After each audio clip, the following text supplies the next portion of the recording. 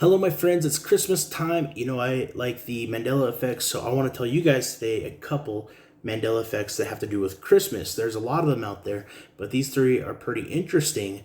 There's one of them that really stands out to me, but before we get into that, let's dive into the other two. The first one that I don't really think applies for me, but it might apply for you, is the Grinch who stole Christmas. So what people remember in this alternate reality is that the title of the story was called The Grinch Who Stole Christmas. In reality, it's actually called How the Grinch Stole Christmas.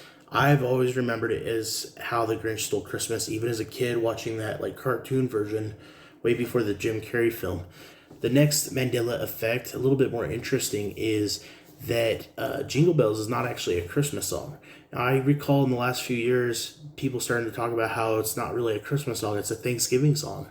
But the reality is, not only is it not a Christmas song or even a Thanksgiving song necessarily, if you actually read the lyrics to Jingle Bells, it's a song about guys that are drinking at the bar, having a few too many drinks, and end up going out and trying to pick up women on these horse carriage sleighs back in the day, and it's like a bar drinking song. Now, this last Mandela effect is one of those beautiful Mandela effects that just trips me out. It's so strange because I remember it one way, and then it goes another way. A poem from 1823 called "A Visit from Saint Nicholas," and it actually lists out a bunch of the reindeers. Now, you might remember Santa's reindeer being called Dasher, Dancer, Prancer, Vixen, Comet, Cupid, Donner, and Blitzen.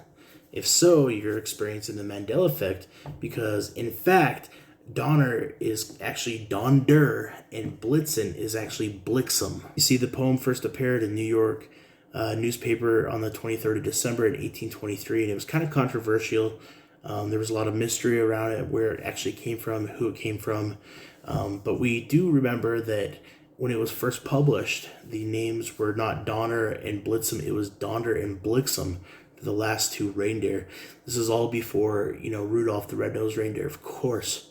The original poem only names 8 reindeer. No mention of Rudolph, of course, because he was added a century later after the 1823 poem, when he first appeared in the 1939 story, Rudolph the Red-Nosed Reindeer. And then there was 9 of them, and his famous song was going to hit the world in 1949 and become a #1 hit.